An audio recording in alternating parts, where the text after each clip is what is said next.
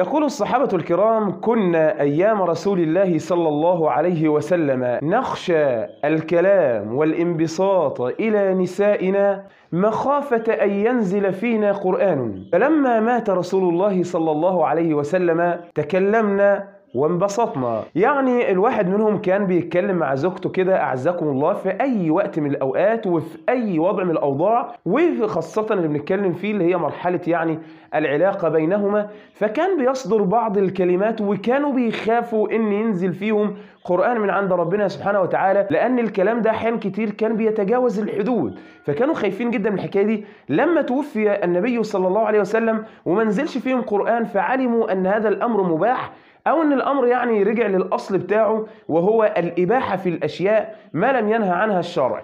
يعني معنى كده أنه يجوز خد راحتك في هذه الحالة أو في هذه الأوقات. من الممكن أن تسمي عزكم الله يعني تسمي الأعضاء باسمها، تسمي عملية الجماع نفسها باسمها حسب يعني اللغة الدارجة بالعامية كما أردت إن شئت، وقل كل شيء بينك وبينها إلا أن تتعدى حدود الله تبارك وتعالى، من مثلا أنك تقذف أحد. يعني هناك امرأة أرسلت رسالة أن زوجها وقت هذه العلاقة يقول لها كلاما مثل أنني سآتي بصديقي ونفعل معك كذا ونتمنى أن، يعني كلام لا يجوز أبدا في الواقع. طبعا هذا هتك للأعراض ولا يجوز في أي حالة، إنما غير ذلك كما ذكرنا سمي كما شئت وقل ألفاظا كما شئت، فإن الله تبارك وتعالى يتجاوز عن ذلك، ودلل كما شئت ودلع كما شئت، والله تبارك وتعالى يرزقنا وإياكم السعادة في الدنيا والآخرة. أقول قولي هذا وأستغفر الله لي ولكم.